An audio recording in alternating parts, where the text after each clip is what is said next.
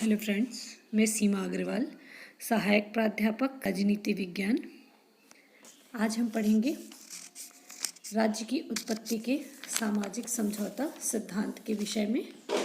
राज्य की उत्पत्ति का सामाजिक समझौते का सिद्धांत 17वीं-18वीं शताब्दी में प्रचलित हुआ। ये सिद्धांत उत्पन्न हुआ था दैवीय सिद्धांत के विरोध में। दैवीय राज्य की उत्पत्ति का जो दैवीय सिद्धांत था वो ये मानता था कि राज्य एक ईश्वरीय संस्था है, और इस सिद्धांत के विरोध में ही सामाजिक समझौता सिद्धांत आया, जो ये कहता है कि राज्य कोई दैवीय रचना नहीं है, बल्कि मनुष्यों की इच्छा से निर्मित हुआ है और एक समझौते का परिणाम है। राज्य की स्थापना से पहले मनुष्य का जीवन राजनीतिक दृष्टि से संगठित नहीं था और उसमें कई सारी असुविधाएं थीं, और इन्हीं असुविधाओं से बाहर आने के लिए मनुष्य ने समझौता करके राज्य का निर्माण किया। ये सामाजिक समझौते का सिद्धांत कहता है। इस सिद्धांत के अनुसार मानव इतिहास को दो भागों में बांटा जा सकता है। एक पूर्व राज्यकाल, अर्थात जब राज्य की स्थापना नहीं हुई थी। इस अवस्था को जो है प्राकृतिक अवस्था कहा गया है, अर्थात जब राज्य की स्थापना नहीं हुई थी उस समय अराजक अवस्था थी, प्राकृतिक अवस्था थी, जिस समय जो है राज्य की स्थापना ना होकर व्यक्ति जो है ना सामान्य तरह से जीवन यापन कर रहा था। दूसरा है उत्तर राज्यकाल, अर्थात राज्य की स्थापना के बाद का काल।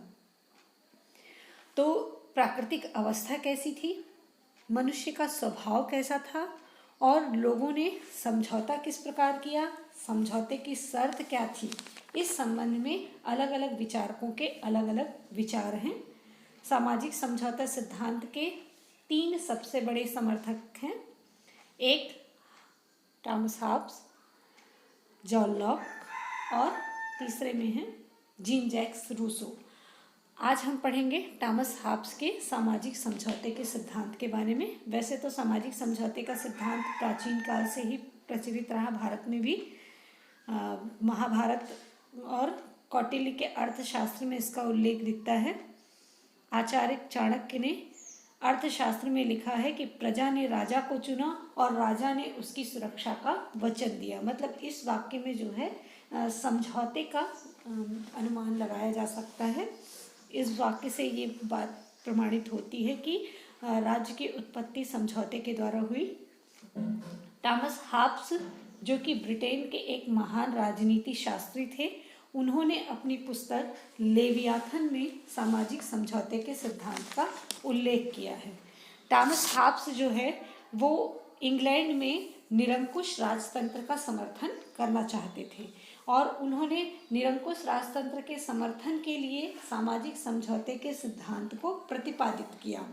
उनके मानव स्वभाव के संबंध में क्या विचार थे हम देख लेते हैं। फिर उनके हिसाब से प्राकृतिक अवस्था कैसी थी, प्राकृतिक नियम क्या थे, समझौते किन कारणों से हुए, समझौते की प्रक्रिया कैसी थी, समझौते द्वारा स्थापित राजनीतिक व्यवस्था क्या थी। तो सबसे पहले हम देखते हैं मानव स्वभाव के संबंध में उनके विचार। हॉब्स ये कहता है कि मनुष्य सामाजिक प्राणी नहीं है।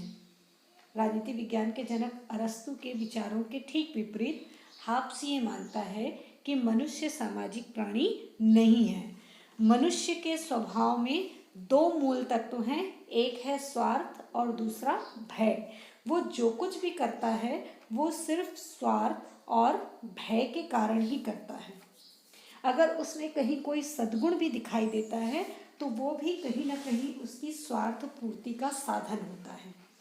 वो कहते हैं कि उसके स्वभाव में कुछ जो विशेषताएं दिखाई देती हैं वो इस प्रकार है। एक तो निजी स्वार्थ, मनुष्य एक स्वार्थी प्राणी है, और यही कारण है कि जब किसी वस्तु को प्राप्त करने के लिए 2 व्यक्ति प्रयत्न करते हैं तो वो एक दूसरे के शत्रु बन जाते हैं और एक दूसरे को नष्ट करने का प्रयास करने लगते हैं।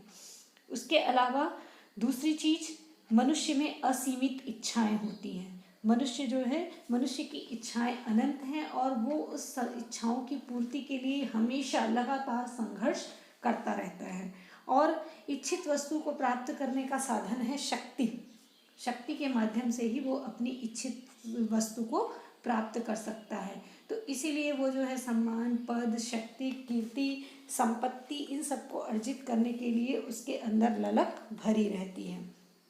तीसरी चीज हाब्स कहते हैं कि व्यक्ति जो है वो युद्ध और संघर्ष दोनों को पसंद करता है। मनुष्य युद्ध और संघर्ष प्रिय प्राणी है और इसीलिए मनुष्यों के बीच हमेशा संघर्ष चलता रहता है। और इस संघर्ष के वो 3 कारण बताते हैं। उनका कहना है कि 3 कारणों से मनुष्य के आपस में संघर्ष होता है। एक होता है स्पर्धा, दूसरा कारण है अविश्वास और तीसरा कारण होता है यश। स्पर्धा किस चीज के लिए? लाभ के लिए। अविश्वास किस चीज के लिए? रक्षा के लिए। और यश जो है प्रसिद्धि के लिए। तो इन 3 कारणों से मनुष्य जो है संघर्ष और युद्ध करता रहता है। चौथा जो इनकी विशेषता इसके स्वभाव की दिखाई देती है वो है भय। मनुष्य हाब्स कहता है कि मनुष्य जो है वो उसमें भय होता है और बहुत सारी चीजें जो है वो भय के कारण करता है। कमजोर और शक्तिशाली दोनों ही मनुष्यों में भय पाया जाता है, क्योंकि उसको हमेशा क्या रहता है कि उससे कहीं अधिक शक्तिशाली व्यक्ति ना हो। मतलब जो शक्तिशाली व्यक्ति है वो भी भयभीत रहता है और जो कमजोर व्यक्ति है उसमें भी भय होता है। कमजोर व्यक्ति को शक्तिशाली व्यक्ति का भय रहता है, शक्तिशाली व्यक्ति को इस बात का भय रहता है कि कोई उससे अधिक शक्तिशाली न बन जाए। इस प्रकार उसमें हमेशा भय की प्रवृत्ति पाई जाती है। इसके अलावा उसमें होती है अहम प्रवृत्ति। अहम प्रवृत्ति मतलब वो अपने आप को श्रेष्ठ समझता है, अपने आप को बुद्धिमान समझता है, चतुर समझता है और दूसरों को वो क्या समझता है? कमजोर समझता है और दूसरों को ये सोचता है कि उसमें गुण कम है, मुझ में जो है अधिक गुण है, मैं ज़्यादा योग्य हूँ। ये अहम प्रवृत्ति उसमें पाई जाती है।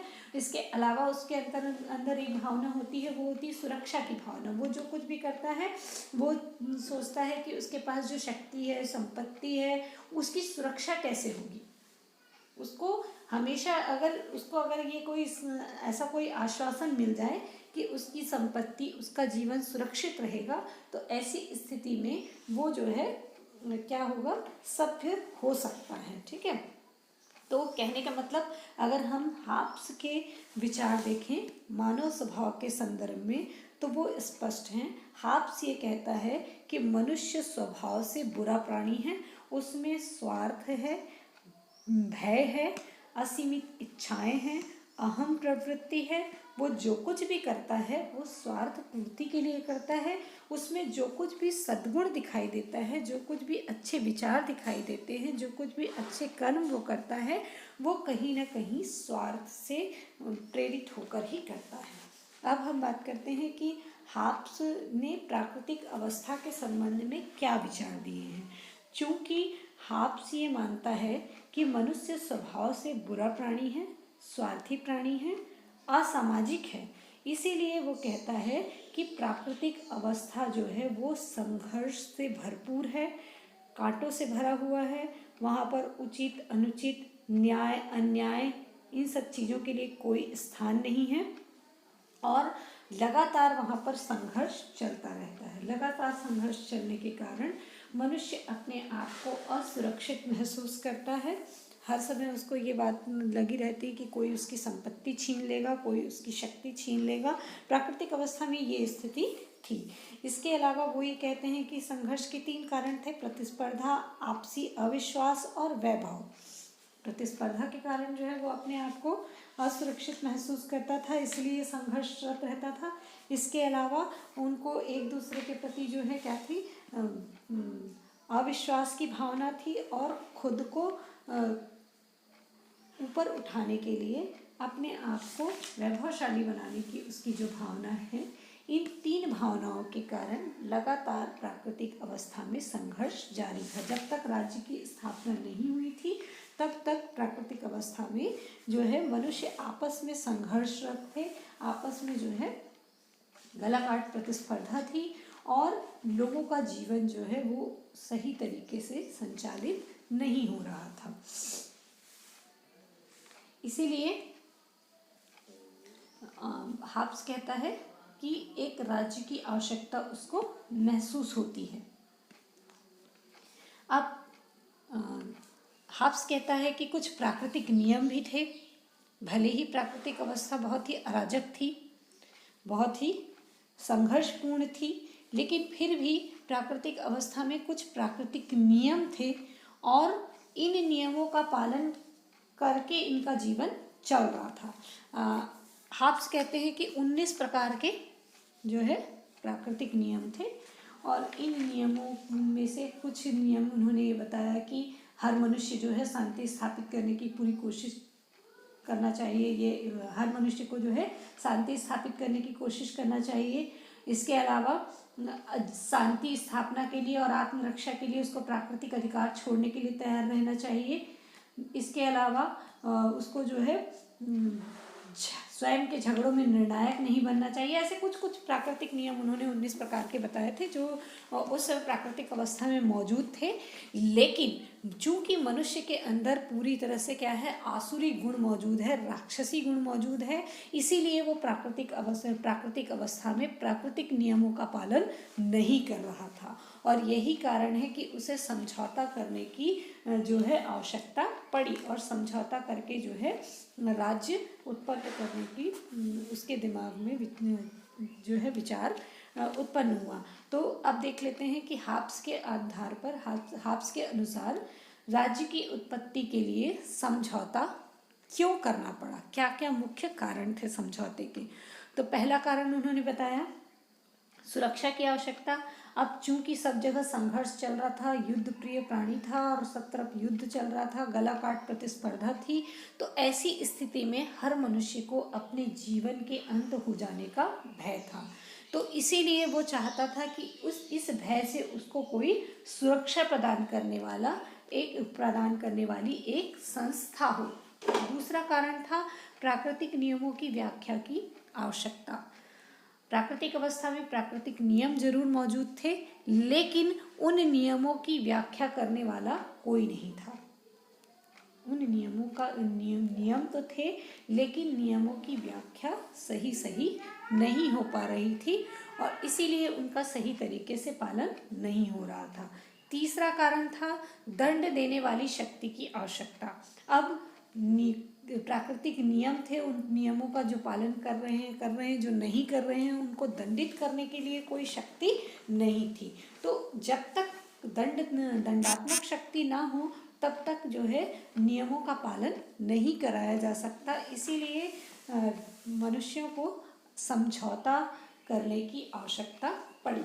हाब्स ये कहते हैं कि इन 3 कारणों से मनुष्य ने जो है प्राकृतिक अवस्था को त्याग दिया और प्राकृतिक अवस्था को त्याग कर राजनीतिक समाज अर्थात राज्य की स्थापना की और राज्य की स्थापना के साथ ही इनमें शांति स्थापना के लिए प्रयास हुआ। अब वो कहते हैं कि समझौता जो है किस प्रकार से हुआ,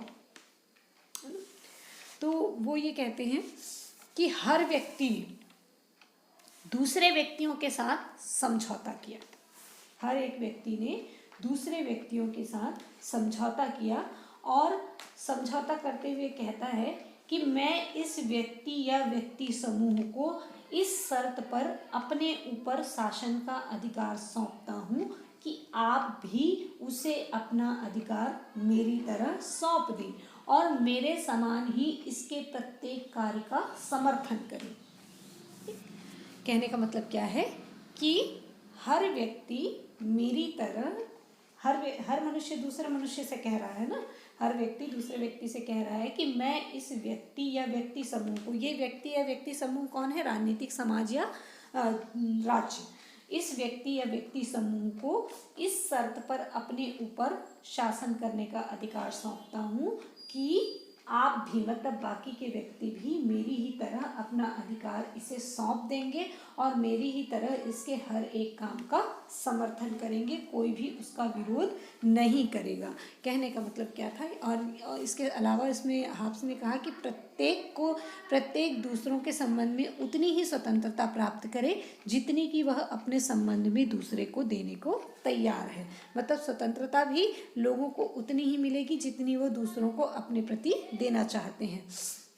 इस प्रकार समझौता हुआ और सभी व्यक्तियों ने अपने अधिकार एक शासक को सौंप दिए और समस्त प्राकृतिक अधिकार जो है वो एक व्यक्ति या व्यक्ति समूह को सौंप दिए जाने के कारण राज्य की उत्पत्ति हुई, राजनीतिक समाज की उत्पत्ति हुई। तो ये एक समझौते की प्रक्रिया है हाब्स के अनुसार, जिसमें सभी व्यक्तियों ने अपने सारे प्राकृतिक अधिकार किसी व्यक्ति या व्यक्ति समूह को सौंप दिए।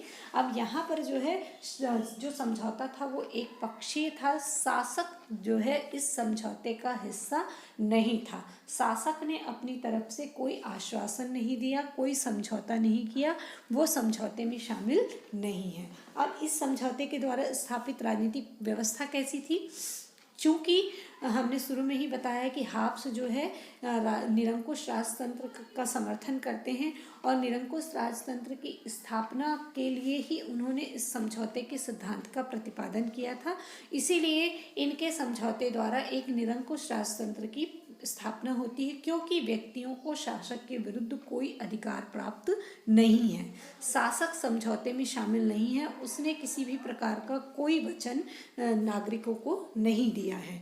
अर्थात समझौता लोगों ने आपस में किया है कि मैं अपने अधिकार शासक को सौंप रहा हूँ, तुम भी अपने अधिकार शासक को सौंप दो। मैं इसी शर्त पर जो है अपने अधिकार शासक को सौंप रहा हूँ कि बाकी लोग भी उसको अपने अधिकार सौंपेंगे और मेरी ही तरह उसकी बात सब लोग मानेंगे। लेकिन शासक ने अपनी तरफ से कोई समझौता नहीं किया। शासक ने किसी अधिकार की सुरक्षा का वचन नहीं दिया। शासक ने जो है किसी भी प्रकार से उनके लिए किसी भी प्रकार की व्यवस्था का कोई शपथ नहीं दी। तो इस प्रकार से इस समझौते के द्वारा एक निरंकुश राजतंत्र की स्थापना होती है। अर्थात एक ऐसा शासक होगा जो पूरी तरह से शासन करने के लिए सक्षम होगा और उस पर किसी भी प्रकार का कोई नियंत्रण नहीं होगा। जनता के प्रति वो उत्तरदायी भी नहीं होगा और जनता उस पर किसी भी प्रकार का कोई अंकुश नहीं लगा सकेगी। अब हाब्स द्वारा वर्णित इस सामाजिक समझौते सिद्धांत की क्या विशेषताएं हैं देख लेते हैं। पहला है, समझौता राजनीतिक और सामाजिक दोनों है। हाब्स द्वारा प्रतिपादित समझौता सामाजिक और राजनीतिक दोनों है, क्योंकि इससे एक साथ समाज और राज्य दोनों की स्थापना होती है। इसके अलावा दूसरी चीज, शासक जो है यहाँ पर समझौते का पक्ष नहीं है। समझौते के माध्यम से शासक की उत्पत्ति अवश्य होती है, लेकिन शासक समझौते का पक्ष नहीं है, समझौते में वो शामिल नहीं है। अगली चीज है इसमें, शासक के कोई दायित्व नहीं है, वह सर्वोच्च और निरंकुश है। जिस प्रकार से हमने समझौते की प्रक्रिया पढ़ी उससे ये स्पष्ट होता है कि लोगों ने समझौते के द्वारा अपने सारे अधिकार स्वयं ही शासक को सौंप दिए हैं। उसने कोई वचन नहीं दिया है और इसीलिए वो सर्वशक्तिमान है और निरंकुश है। उसके कोई दायित्व नहीं है, कोई कर्तव्य नहीं है, वो सिर्फ क्या करेगा, शासन करेगा। अगला, समझौता सबके लिए बंधनकारी है। हाब्स का जो सामाजिक समझौते का सिद्धांत है वो ये कहता है कि समझौते का उल्लंघन करने का अधिकार किसी को भी नहीं है। अगर कोई एक समझौते का उल्लंघन करता है तो जो शेष व्यक्ति हैं वो उल्लंघन करने वाले व्यक्ति को नष्ट कर दें।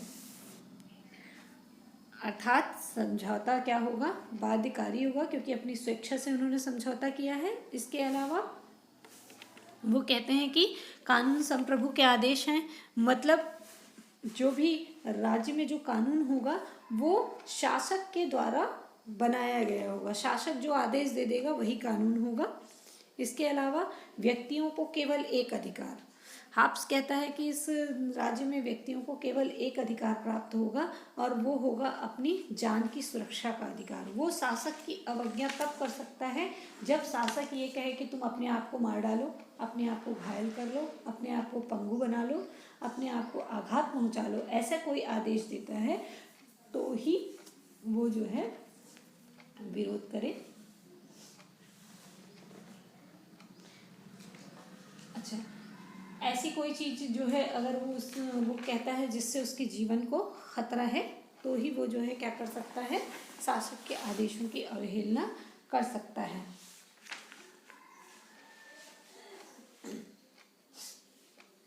अगला है प्रभुसत्ता विभाज्य नहीं या अविभाज्य है। हाब्स का कहना है कि राज्य सर्वशक्तिमान है, अर्थात प्रभुसत्ता राज्य में निहित है, शासक में निहित है, लोगों का उससे कोई संबंध नहीं, क्योंकि लोगों ने अपने सारे अधिकार उसको दे दिए हैं। शासक सारी शक्ति अपने ही पास रखेगा, उसको वो विभाजित नहीं करेगा। इसके अलावा अगली विशेषता है समझौता चिरस्थायी है। हाब्स ये कहता है कि ये समझौता हमेशा हमेशा के लिए, इसकी कोई वैलिडिटी या कोई वैलिड टाइम नहीं है कि इतने 2 साल के लिए, 5 साल के लिए, 10 साल के लिए, नहीं। समझौता हमेशा हमेशा के लिए है और उसका उल्लंघन करने का अधिकार किसी भी व्यक्ति को नहीं है। अगला है शासक द्वारा स्वीकृत अधिकार ही मान्य।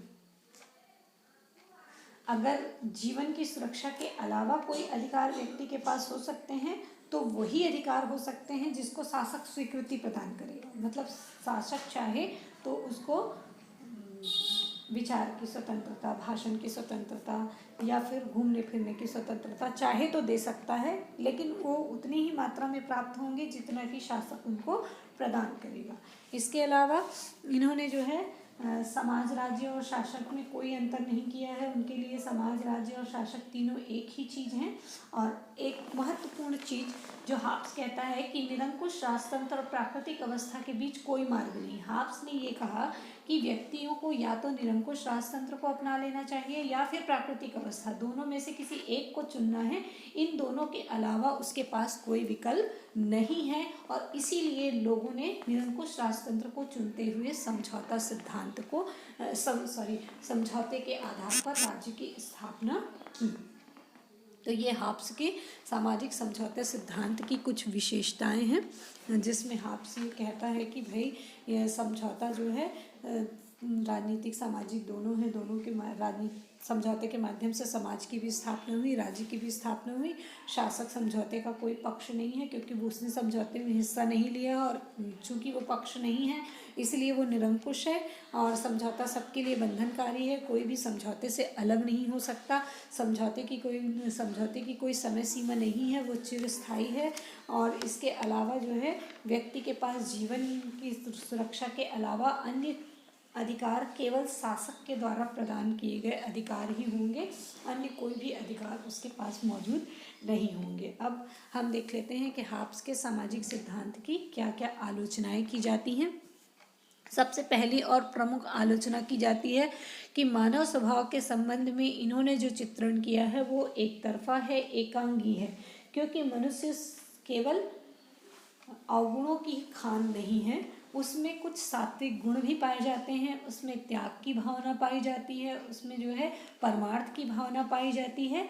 तो पूरी तरह से उसको जो है स्वार्थी कह देना या पूरी तरह से यह कह देना कि वो अराजक है, असामाजिक है, स्वार्थी है, ये सही नहीं है। आलोचक कहते हैं कि हाब्स ने मानव स्वभाव के संबंध में जो कुछ भी बताया है वो पूरा एकांगी है, मनुष्य गुण और अवगुण दोनों का मिश्रण है।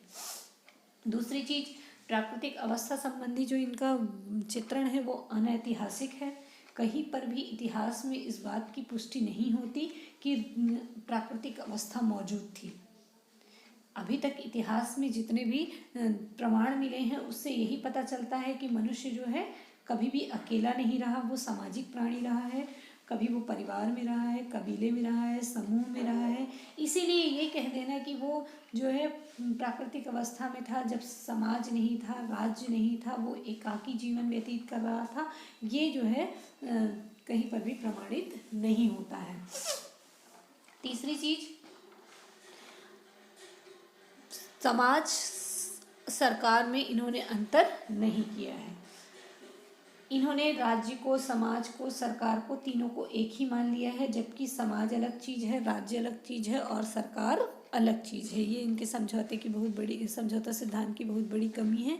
इसके अलावा इन्होंने निरंकुश तंत्र की स्थापना पर जो है जोर दिया है, और निरंकुश शासन जो है उचित शासन नहीं माना जा सकता। कुछ न कुछ अधिकार जनता के पास शासक के खिलाफ होने चाहिए।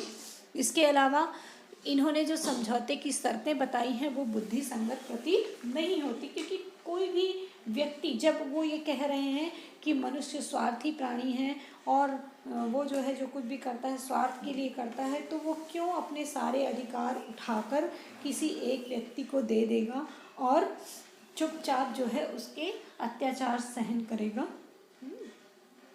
जैसे लाक ने जो है इसकी आलोचना करते हुए कहा है कि यह विचारणीय प्रश्न है कि क्या मनुष्य इतना मूर्ख है कि बिल्ली और लोमड़ियों की शैतानी से बचने के लिए अपने को शेर को समर्पित करके संतुष्ट समझे, है ना। एक निरंकुश राजा को अपने अधिकार सौंप देना सिर्फ इसलिए कि अराजकता है, संघर्ष है, आपसी संघर्ष है, भय का वातावरण है, ये उसी प्रकार लगता है जिस प्रकार से बिल्ली और लोमड़ी की शैतानी से बचने के लिए व्यक्ति अपने आप को शेर को सौंप दे। ठीक, तो ये कहीं पर से भी बुद्धि संगत प्रतीत नहीं होता।